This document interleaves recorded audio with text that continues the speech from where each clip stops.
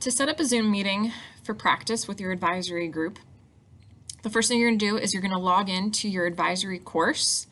Mine says personal course up here, but you want to make sure that you're doing it in your advisory course.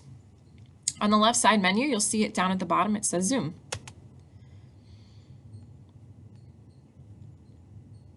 You're going to go up to the top where it says schedule a new meeting. I'm going to change this to August 30th. Student technology. And since this lesson is happening on 30th, I'm going to change the date to August 30th. I'm going to change the time to 9:30 since it's a little bit before fourth period starts. And to make sure you have enough time, I'm going to set this for 2 hours and 30 minutes. If you are doing this lesson and you run out of time at the end of the period, you aren't able to get to this portion of the presentation with your students, you can always come back and do the same thing, but use a different date. So you would use the date for the advisory that you are completing the activity in.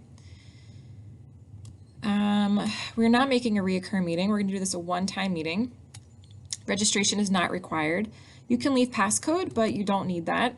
We do want to make sure there's a waiting room, so you'll have to make sure that when we get to the Zoom portion of the lesson that you're keeping track of the waiting room and you can let kids come in. Host and participant are going to have their video set to off. We want audio to be telephone and computer audio. I'm going to uncheck enable join before host. We don't want students joining the meeting before you. And we're going to have them automatically muted when they enter the room.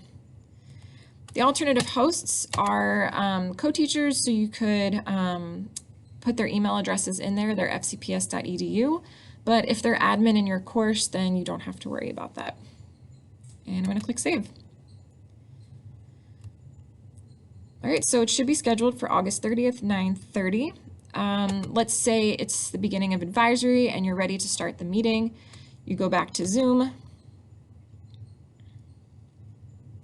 You should see your meeting there and you would click start.